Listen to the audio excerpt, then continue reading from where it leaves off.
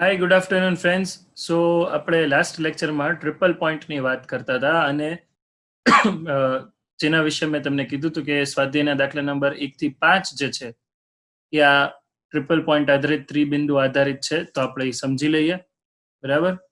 સૌથી પહેલો પ્રશ્ન બહુ ઈઝી છે. નિયોન અને કાર્બન ડાયોક્સાઇડના ત્રિબિંદુ અનુક્રમે આપી દીધા છે 24.57. ધારો કે આપણે એને TK1 કહી દઈએ અને બીજું જે છે એને આપણે TK2 કહી દઈએ. તમારે એને સેલ્સિયસ અને ફેરેનહીટ માપક્રમમાં ફેરવવાના છે. હવે આપણી પાસે સૂત્ર છે સેલ્સિયસ અને ફેરેનહીટ માપક્રમમાં ફેરવવા માટે. સૌથી પહેલા સેલ્સિયસમાં ફેરવીએ તો TC બરાબર TK -273. સમજો, કોઈ પણને કેલ્વિનમાં ફેરવવા હોય તો આમ લખીએ TC +273. એકચ્યુઅલ વેલ્યુ છે 273.15. એટલે અહીંયા TC ને સૂત્રનો કરતા બનાવીએ તો આવી રીતે લખી શકાય, TC બરાબર TK -273.15.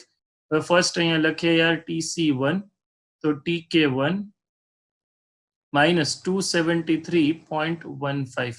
TK1 છે આપણી પાસે 24.57 માઇનસ 273.15. અહીંયા મેં એટલે જવાબ રાખ્યા છે કે કેલ્ક્યુલેશનમાં ટાઈમ વેસ્ટ ન થાય આપણો. જવાબ છે -248.58 ડિગ્રી સેલ્સિયસ. આ પહેલાનો જવાબ આવ્યો. હજી આપણે એને ડિગ્રી સેલ્સિયસ કેલ્વિનમાંથી ડિગ્રી સેલ્સિયસમાં કન્વર્ટ કર્યું છે. આને હું આન્સર 1 કહી દઉં. બરાબર. હવે આને જ તે આપણે ફેરેનહીટમાં કન્વર્ટ કરીએ તો TF બરાબર બધાને ખબર છે 9/5 TC +32. આ સૂત્ર છે. તો 9/5 અહીંયા -248.58 ડિગ્રી સેલ્સિયસ +32. તો આનો જે જવાબ આવશે તમારો એ આવશે -415.44 ડિગ્રી ફેરેનહીટ. તો આ જે છે એ TF નો જવાબ બને છે. બરાબર, સમજી ગયા. આને TF1 કહી દઈએ, અહીંયા 1 અને અહીંયા પણ 1. તો હવે આ જ રીતે તમે વિચારવા જાઓ આના માટે બીજો જે આપણી પાસે TK2 છે તો એની ગણતરી અહીંયા હું કરી દઉં છું. TC2 બરાબર TK2 -273.15. અહીંયા આપણે કિંમત લખવાની રહેશે 216.55 -273.15. ઓકે, અને આન્સર તમારો બની જશે -56.6 ડિગ્રી સેલ્સિયસ. આવી જ રીતે TF2 જોતું હોય તો 9/5 TC2 +32. આ જે કિંમત અહીંયા આવી છે અહીંયા સબસ્ટિટ્યુટ કરી દેશો એટલે આ ફાઇનલ આન્સર તમારો ફેરેનહીટમાં બનશે. તો મેં તમને કીધું એમ ખૂબ સહેલો દાખલો હતો આ. નેક્સ્ટ ક્વેશ્ચન જોઈ લઈએ આપણે. શું છે જો આ સમજવા જેવું છે. બે નિરપેક્ષ માપક્રમ A અને B પાણીનો ત્રિબિંદુ 200A અને 350B તરીકે વ્યાખ્યાયિત કરેલ છે. તમારે આ માપક્રમ TA અને TB વચ્ચેનો સંબંધ જે છે એ તમારે દર્શાવવાનો છે. આ બંને વચ્ચે શું સંબંધ હોઈ શકે એના વિશે આપણે વાત કરવાની છે. તો એક કામ કરીએ, મને એ નથી ખબર કે યાર આ TA અને TB બે અલગ જ સ્કેલ છે, એના વચ્ચે શું છે. તો સૌથી પહેલા હું લખું કે યાર નિરપેક્ષ માપક્રમ, બરાબર, નિરપેક્ષ માપક્રમ A માટે ધારો કે T1 જે છે એ કેટલું છે 200A આપી દીધું છે. T1 કેટલું આપી દીધું છે 200A. અને આ જ રીતે નિરપેક્ષ માપક્રમ B માટે આપણે જો T2 વિચારતા હોય, તાપમાન જે પાણીનું ત્રિબિંદુ અહીંયા દર્શાવ્યું છે એ 350B આપી દીધું છે. હવે આનો કેલ્વિન સાથેનો આપણે સંબંધ મેળવીએ. બરાબર, તો આ બધા જ જે છે ધ્યાનથી સમજજો યાર, આ બધા આ T1 T2 બધા જે છે એ બંને પાણીના ત્રિબિંદુ હોવાના કારણે તમે એવું લખી શકો કે ધારો કે પાણીનું ત્રિબિંદુ આપણને ખબર તો છે જ તે કેટલું છે. અહીંયા હું ફરીથી લખું છું, પાણીનું ત્રિબિંદુ કેલ્વિન માપક્રમમાં કેટલું છે તો કે આ 273.16. બરાબર, આ જે છે 273.16 અહીંયા છે ને 273.16 આવશે, જે અહીંયા આ પ્રિન્ટ થયું છે. તો આપણે એવું લખી શકીએ કે આ ટીકે બરાબર T1 બરાબર T2 હશે, કેમ કે ભલે સ્કેલ અલગ અલગ હોય પણ મૂળ તો બધા શું છે, પાણીના ત્રિબિંદુ જ છે. બધા મૂળ તો પાણીના ત્રિબિંદુની જ આપણે ચર્ચા કરીએ છીએ. હવે કમ્પેર કરીએ આપણે આને. 200A બરાબર 273.15 કેલ્વિન, 15 નહીં સોરી 16. તેથી એ કેટલું થશે તો કે એ ને સૂત્રનો કરતા બનાવો તો 273.16 છેદમાં 200 કેલ્વિન. બરાબર. તો આવી જ રીતે જો બી ની કિંમત જોતી હોય તો એ થશે 273.16 છેદમાં 350 કેલ્વિન. હવે આપણે એ અને બી મળી ગયા છે, આપણી પાસે એ અને બી મળી ગયા છે. ટી એ જે છે, ટી એ અને ટી બી કોઈ પણ રેન્ડમ ટેમ્પરેચર ટી એ, તો T A of A is equals to T B of B થશે. આનો મતલબ સમજજો, આ જે એ અને બી લગાડ્યા ને એ સ્કેલના છે, કેમ 1 ડિગ્રી સેલ્સિયસ છે, 1 કેલ્વિન છે, 1 ફેરેનહીટ છે, અને આ જે ટીએ અને ટીબી છે એ આંકડાઓ છે. બરાબર. તો એ સ્કેલના જે કોઈ બી રેન્ડમ ટીએ અને ટીબી બે આંકડાઓ જ છે, આપણે જે છે એ સંબંધ મેળવવાના છે. તો એની કિંમત આપણી પાસે છે, જુઓ કેટલી છે, ટીએ અને એની કિંમત છે આપણી પાસે 273.16 છેદમાં 200. ટીબી એઝ ઇટ ઇઝ રાખવું અને બી ની કિંમત છે 273.16 છેદમાં 300. બધું મૂળ કેલ્વિનમાં જ છે, કે અહીંયા પણ કે. તો હવે આના ઉપરથી તમે ટીએ છેદમાં ટીબી જો કરવા જાઓ તો જવાબ તમારો શું બનશે? અંશમાં 200 આવી જશે, અહીંયા 350 છે, 350. બરાબર. અહીંયા કિંમત જે છે એ 350 છે, 300 ની, એટલે છેદમાં 350. બરાબર. તો આ રહ્યો જવાબ 4/7. 50 ચોક 200 અને 50 સત્તા 350. તો આ જે છે એ તમારો જવાબ બની જશે. તમારે થિયરીમાં કઈ રીતે લખવું એના માટે મેં અહીંયા જે છે એ આખું ડેરિવેશન સાથે આપેલું છે, તો એ જ પ્રમાણે તમે લખજો. બહુ સહેલા દાખલાઓ છે. નેક્સ્ટ ક્વેશ્ચન આપણે જોઈએ, કેટલાક થર્મોમીટરનો વિદ્યુતીય અવરોધ ઓહમમાં તાપમાન સાથે નીચે દર્શાવેલ અંદાજિત નિયમ અનુસાર બદલાય છે. યાર આ જે સંબંધ આપ્યો ને તમને અહીંયા, આ બરાબર, R બરાબર R01 plus alpha T minus T0, આ તમારે 12મા ધોરણમાં તારવવાનો પણ આવશે.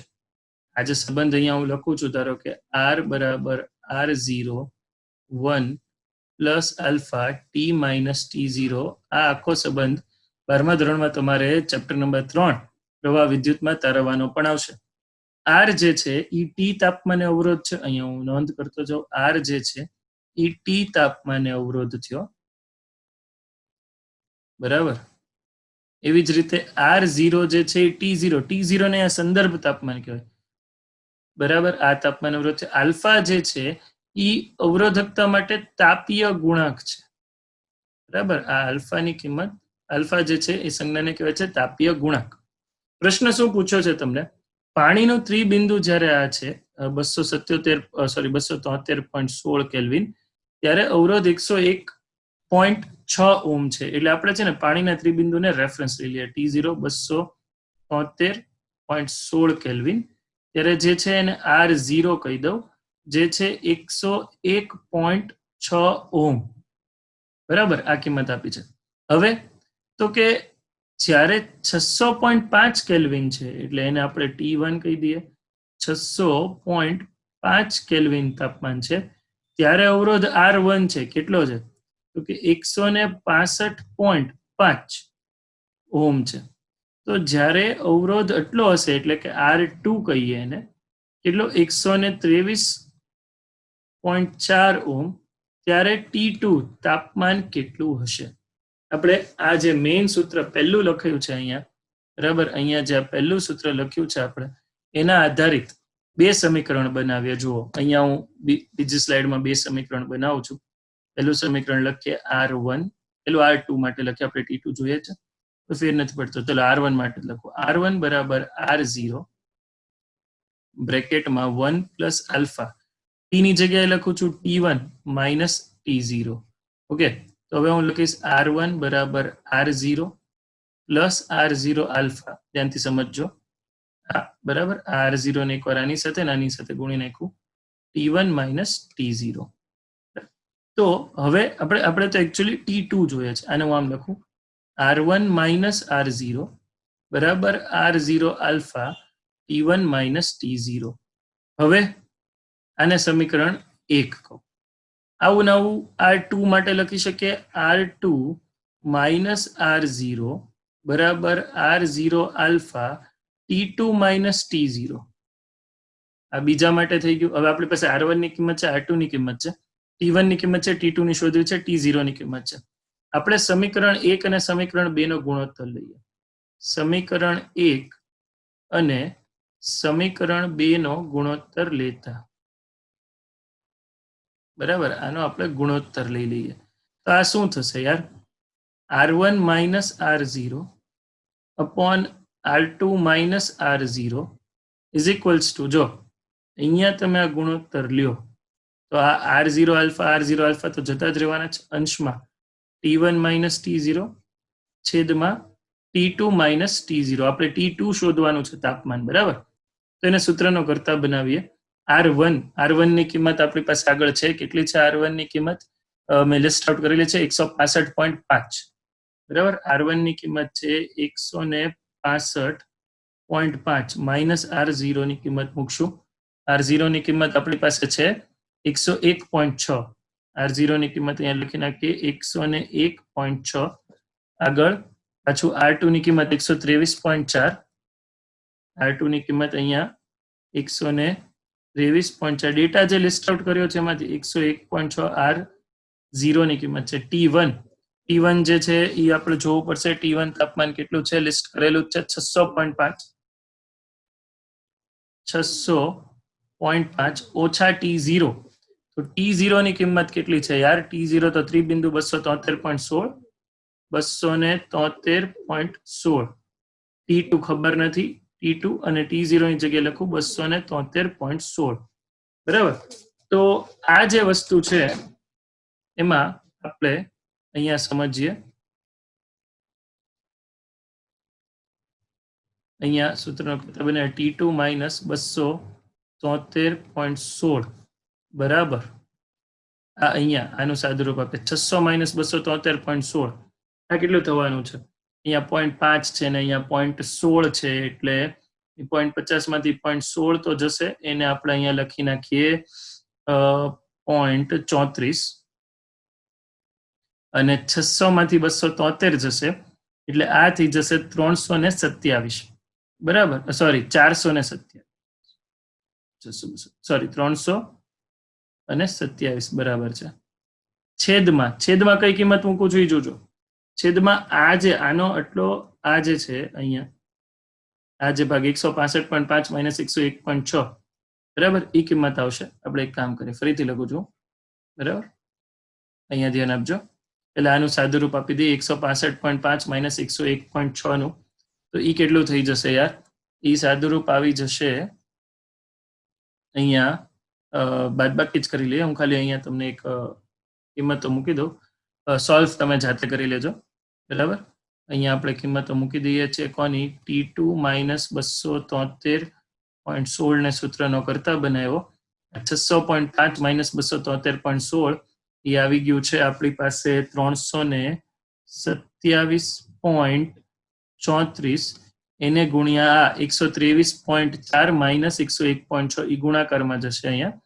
એટલે આ તો સિમ્પલ છે. જો યાર 123 માંથી 101 જશે ઓલમોસ્ટ, આપણે એમ કહીએ તો આ આન્સર થઈ જશે ઓલમોસ્ટ 22. બરાબર, ઓલમોસ્ટ 22. ઓકે, અને એના છેદમાં 165 માંથી 101 જશે એટલે ઓલમોસ્ટ 64. ઓલમોસ્ટ એપ્રોક્સિમેટ આન્સર છે. T2 ને સૂત્રનો કરતા બનાવીએ. આ બધું સાદુરૂપ આપી દઈએ આ બ્રેકેટનું, પ્લસ 273.16. તો ફાઇનલ આન્સર તમારો T2 નો જે આવશે એ કેલ્વિનમાં આવશે. અગર આ આન્સરમાંથી માઇનસ 273.16 તમે કરી નાખશો તો જે આન્સર મળશે એ તમને ડિગ્રી સેલ્સિયસમાં મળશે. ઓકે, સો અહીંયા આન્સર્સ લખેલા જ છે આગળ. તમે જોઈ લેજો ડેરિવેશન, આમાં કઈ એવું અઘરું છે નહીં. ઓકે, નેક્સ્ટ ક્વેશ્ચન જોઈએ. હવે આ ક્વેશ્ચન યાર કમ્પ્લીટલી ચર્ચા કરવાનો છે. જુઓ, પહેલો પ્રશ્ન વાંચીએ આમાં. આધુનિક થર્મોમેટ્રીમાં પાણીનું ત્રિબિંદુ પ્રમાણિત નિયત બિંદુ છે. શા માટે? બરફનું ગલન બિંદુ અને પાણીના ઉત્કલન બિંદુને આપણે પ્રમાણભૂત નિયત બિંદુ તરીકે સ્વીકારવામાં ખોટું શું છે? જેમ સેલ્સિયસમાં લીધું છે, સમજાવો. આપણે ત્રિબિંદુ વિચારે તો ત્રિબિંદુ કેટલું છે? 273.16 કેલ્વિન. બરફનું ગલન બિંદુ 0 ડિગ્રી સેલ્સિયસ એટલે એ છે 273.15 કેલ્વિન. અને પાણીનું ઉત્કલન બિંદુ જેને આપણે 100 ડિગ્રી સેલ્સિયસ કહે છે એ છે 373.15 કેલ્વિન. 373.15 કેલ્વિન. તો આપણે યાર ત્રિબિંદુને જ શું કામ એક્સેપ્ટ કરીએ છીએ રેફરન્સ પોઈન્ટ તરીકે, બરફનું ગલન બિંદુ અને ઉત્કલન બિંદુને કેમ નથી કરતા? એનું રીઝન એ આપેલું છે. કારણ કે પાણીના ત્રિબિંદુને અનુરૂપ જે તાપમાન છે, જુઓ 273.16 કેલ્વિન, એ દબાણથી સ્વતંત્ર છે. બરાબર? આ પોઈન્ટ ઉપર ગમે તે દબાણ હોય, ત્રિબિંદુ એટલે સહઅસ્તિત્વ ધરાવે, યાદ હોય તો તમને. જ્યારે બરફનું ગલન બિંદુ 0 ડિગ્રી સેલ્સિયસ અને પાણીનું ઉત્કલન બિંદુ 100 ડિગ્રી સેલ્સિયસ એ અનુરૂપ તાપમાન અને દબાણ પર આધારિત છે. આ એક નોંધ યાદ રાખજો તમે કે ત્રિબિંદુ જે છે એ અહીંયા દબાણથી સ્વતંત્ર છે. ચાલો સેકન્ડ પોઈન્ટ વાંચે. ઉપર દર્શાવ્યા મુજબ મૂળ સેલ્સિયસ માપક્રમમાં બે નિયત બિંદુઓને અનુરૂપ નક્કી કરેલ સંખ્યાઓ અનુક્રમે 0 ડિગ્રી સેલ્સિયસ અને 100 ડિગ્રી સેલ્સિયસ છે. નિરપેક્ષ માપક્રમ પર બે માંથી એક નિયત બિંદુ માટે પાણીનું ત્રિબિંદુ લેવામાં આવે છે, જેમાં કેલ્વિન પ્રમાણભૂત માપક્રમ પર તેને અનુરૂપ સંખ્યા 273.16 નક્કી કરેલ છે. આ માપક્રમ પર બીજું નિયત બિંદુ શું હોઈ શકે? તો બીજું નિયત બિંદુ જે છે એ 0 કેલ્વિન. ઓકે, નિરપેક્ષ શૂન્ય તાપમાન. કેમ? હું યાદ કરાવું તમને યાર. એક આપણે આવો ગ્રાફ ડ્રો કરેલો છે, તમને ખબર હોય તો 3 અલગ અલગ વાયુઓ માટે, એક વાયુ એ માટે, વાયુ બી માટે, વાયુ સી માટે. આ બધા જ જે છે એ અહીંયા છેદતા હતા, જે તાપમાન હતું -273.15 ડિગ્રી સેલ્સિયસ, જેને નામ આપ્યું હતું 0 કેલ્વિન. અને આ જે હતું એ પી વિરુદ્ધ ટી નો આલેખ હતો અચળ કદ થર્મોમીટર માટે. આ અચળ કદ થર્મોમીટર માટેની આ ચર્ચા હતી. બરાબર? થિયરીમાં આપણે કરેલું જ છે, એમાં કઈ નવીન વસ્તુ મેં કીધી જ નથી. આ ત્રણેય વાયુ એ માટે, વાયુ બી માટે, વાયુ સી માટે અલગ અલગ બિંદુઓ માંથી પસાર થતી રેખા આપણે દોરીએ અને એ બધાનું જો છેદ બિંદુ વિચારીએ તો અહીંયા મળે છે આપણને ટી વાળા ગ્રાફ ઉપર, જ્યાં -273.15 ડિગ્રી સેલ્સિયસ એને 0 કેલ્વિન, 0 કેલ્વિન કીધું હતું નિરપેક્ષ તાપમાન, એટલે એ પણ એક રેફરન્સ પોઈન્ટ તરીકે લઈ શકાય. સી, નિરપેક્ષ તાપમાન કેલ્વિન માપક્રમ ટી નો સેલ્સિયસ માપક્રમ ટીસી સાથેનો સંબંધ આ મુજબ દર્શાવે છે. શા માટે આપણે આ સંબંધમાં 273.16 ના બદલે 273.15 લીધું છે? તો આ જે મેં અત્યારે સમજાવ્યું એ જ છે, કેમ કે જે નિરપેક્ષ શૂન્ય તાપમાનનું બિંદુ મળે છે એ 273.15 છે, એ 273.16 નથી. આ વસ્તુ તમે મગજમાં રાખજો. કેલ્વિન માપક્રમ પર હું કારણ વાંચી જાઉં છું. પાણીનું ત્રિબિંદુ 273.16, 0.01 ડિગ્રી સેલ્સિયસ, 0 ડિગ્રી સેલ્સિયસ નહીં. બરાબર? જ્યારે બરફનું ગલન બિંદુ આપણે કહીએ છીએ એ 0 ડિગ્રી સેલ્સિયસ તાપમાન છે, જેને અનુરૂપ બિંદુ કયું છે? 273.15, નહીં કે 273.16. આ એક વસ્તુ ક્લિયર કરવાની હતી, કરી દીધી. હજી આ જ પ્રશ્નનો ડી ભાગ જે છે એ બાકી છે, એ જોઈ લઈએ. બહુ સિમ્પલ છે, બહુ.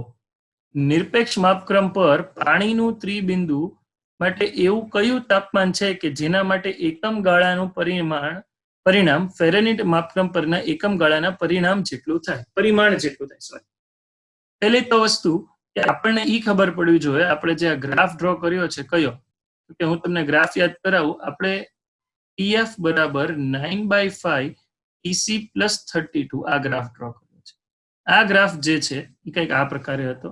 જોઈએ અહીંયા આલેખ TF વિરુદ્ધ TC નો હું આલેખ દોરું છું, અને આલેખ કંઈક આપણને આમ મળતો હતો, જેમાં TC પર જે ભાગ હતો એ 100 નો તફાવત હતો, જ્યારે TF ઉપર જે ભાગ હતો એ 180 નો તફાવત હતો. અહીંયા 32 આવતું હતું, અને આને હું થોડું એક્સટેન્ડ કરી દઉં, આ TF અહીંયા ઉપર લખી દઉં, અને આ જે ભાગ છે એ 212 આવતો હતો. બરાબર? અહીંયા 0 અને અહીંયા 100. આ આલેખ આપણે બહુ ક્લિયરલી સમજ્યા છીએ, બરાબર. કયો આલેખ છે યાર? ટીએફ વિરુદ્ધ ટીસી નો આલેખ છે, અને આપણે વાય ઇન્ટરસેપ્ટ વાય આંતરછેદ કીધો છે પહેલા જ લેક્ચરમાં. તો હવે તો ત્રિરાશી જ મૂકવાની છે ને પાણીના ત્રિબિંદુ માટે, જે 273.16 કેલ્વિન છે. કેલ્વિન માપક્રમ પર કેટલા વિભાગો છે? 100. ભાઈ આ મેં આલેખ દોર્યો છે, ટીએફ વિરુદ્ધ ટીસી નો છે. હજી આપણે શું કહેવાય, કેલ્વિન અને ટીસી નો હું આલેખ યાદ કરાવું તો એ કંઈક આવો હતો, બરાબર.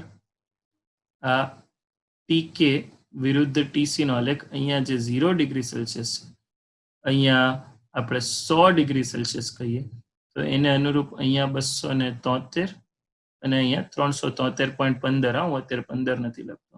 તો આ આલેખ કંઈક આવો હતો, પણ એમાં આ ગેપ 100 નો હતો અને આ ગેપ પણ 100 નો હતો. તો 100 માપક્રમ 100 વિભાગ શેમાં પડે? કેલ્વિનમાં. એની સામે અહીંયા 273.16. 180 એ કેટલું? ત્રિરાશી જ મૂકવાની છે. 100 જેના વિભાગો છે એમાં તાપમાન 273.16 છે. ત્રિરાશી સીધી રેખા હોય તો બંને એકબીજાના સમપ્રમાણમાં થયા. 180 એ કેટલું? ત્રિરાશી જ મૂકી છે યાર. 180 ગુણ્યા 273.16 ભાગ્યા 100. વાર્તા પૂરી. સીધો જવાબ તમારી પાસે આવી જશે 491 પોઈન્ટ, બરાબર. 688. આ એક ભાગના જે છે એ પરિમાણ થશે, બરાબર. એને અનુરૂપ કિંમત જે થઈ. ઓકે, ચાલો નેક્સ્ટ જોઈએ. બે આદર્શ વાયુ થર્મોમીટર એ અને બી માં અનુક્રમે ઓક્સિજન અને હાઇડ્રોજનનો ઉપયોગ કરવામાં આવ્યો છે. એકમાં ઓક્સિજન લીધો છે, એકમાં હાઇડ્રોજન લીધો છે. મળતા અવલોકનો નીચે મુજબ છે. એમાં પાણીનું ત્રિબિંદુ તમને અહીંયા સમજાવી દીધું છે. જો પાણીનું ત્રિબિંદુ આ થયું, બરાબર. એના વખતે થર્મોમીટર એ માં દબાણ આ છે અને થર્મોમીટર બી માં. આપણે પહેલા એ ની જ ચર્ચા કરીએ, બરાબર, અને પછી બી ની પણ કરશું. અચળ કદ થર્મોમીટર માટે આને આપણે ધારો કે અહીંયા લખીએ PA. આ જે છે એ PA છે રકમમાં, અને આ જે છે એ PB છે, બરાબર. પાણીના ત્રિબિંદુની જો હું વાત કરતો હોય યાર, તો પાણીનું ત્રિબિંદુ બધાને ખબર છે કે આ તાપમાન છે એ હોય કે બી હોય, આ તાપમાન થવાનું છે 273, તો ફિક્સ છે 273.16 કેલ્વિન. અને આના માટે તમે વાત કરતા હોય ટીબી, તો ત્યાંય પણ જે છે એ 273.16 કેલ્વિન જ થવાનું છે. હું અહીંયા લખી નાખું એને અનુરૂપ તાપમાન. આ TA 273.16, બરાબર.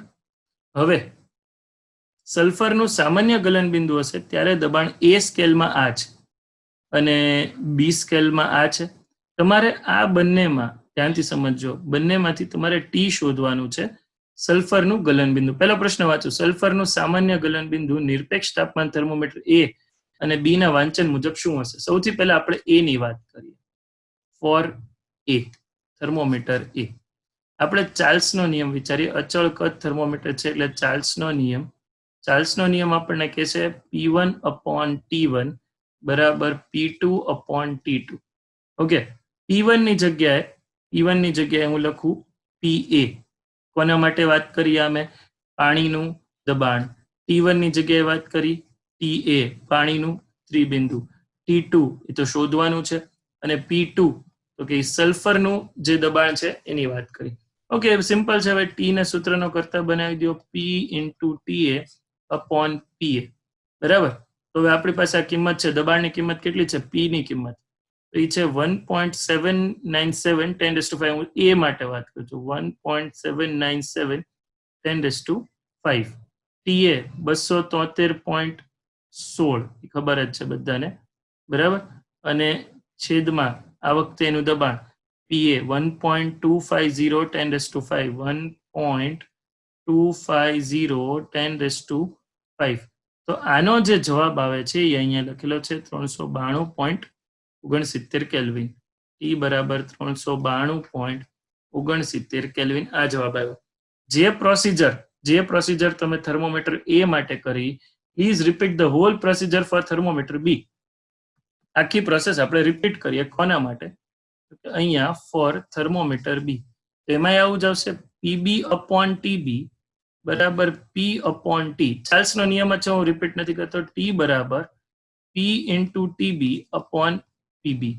તો આ બધી કિંમતો છે. જો પી ની જગ્યાએ હવે આ કિંમત લખજો સ્કેલ બી માટે, ટીબી ની જગ્યાએ આ લખજો, ટીબી ની કિંમત છે, અને ટી નો જવાબ તમે સાદુરૂપ આપશો એટલે આપણને 391.98 કેલ્વિન મળી જશે. હું આમાં ટાઈમ વેસ્ટ નથી કરતો. નેક્સ્ટ ક્વેશ્ચન શું પૂછ્યું? બીજો ભાઈ આન્સર તમે જુઓ. આ 392 વાળો જે આન્સર છે એ તમે જુઓ યાર. આ આન્સર અને આ આન્સર કોઈ મેજર ડિફરન્સ નથી, બરાબર. હવે થર્મોમીટર એ અને બી ના જવાબમાં થોડો તફાવત હોવાનું કારણ તમારા મંતવ્ય મુજબ શું હોઈ શકે? બંને થર્મોમીટર ક્ષતિ રહી એટલે એરર ત્રુટી તો છે નહીં. બંને વાંચનાકો વચ્ચેની વિસંગતતા ઘટાડવા માટે આ પ્રયોગમાં કઈ પદ્ધતિ જરૂરી છે? તો કે એ અને બી ના અવલોકનમાં તફાવત છે એ સાચી વાત છે. કેમ? રીઝન, વાયુઓ આદર્શ હોતા નથી.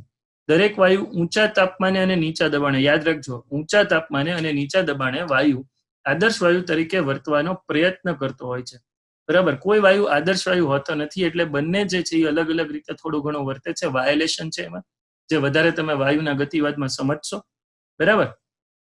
એટલા માટે આપણે એવું કહી શકીએ કે માઇન્યુટ જે માઇનોર બંનેમાં ડિફરન્સ તમને જોવા મળશે. બીજી અગત્યની વસ્તુ, ઊંચા તાપમાન અને નીચા દબાણ એટલે શક્ય તેટલું દબાણ નીચું લેવું જોઈએ. અહીંયા જો એનું રીઝન આપ્યું જશે, યસ, દબાણનું મૂલ્ય શક્ય તેટલું નાનું લેવું જોઈએ, કારણ કે P ટેન્ડ્સ ટુ 0 ના લક્ષમાં વાયુઓ આદર્શ વાયુ તરીકે વર્તતા હોય છે. વાયુઓ જે છે એ આદર્શ વાયુ તરીકે વર્તે છે. ક્યારે? નીચા દબાણે. તો બસ આટલી વાત મારે આ લેક્ચરમાં કરવાની હતી. 5 દાખલાઓ જે આપણે કર્યા, બરાબર. આ બધે જ 11.6 તો આપણે પહેલા જ કરેલો છે, પણ આ 5 દાખલાઓમાં ત્રિબિંદુ વિશેની વાત હતી. નેક્સ્ટ લેક્ચરમાં આપણે જે છે એ વાત કરશું ખૂબ અગત્યની, જે હશે ગલનગુપ્ત ઉષ્મા, ઉત્કલનગુપ્ત ઉષ્મા, પછી આપણે કહી શકીએ વિશિષ્ટ ઉષ્માધારિતા, બધા આધારિત દાખલાની. તો ત્યાં સુધી stay tune, stay home, stay safe, by.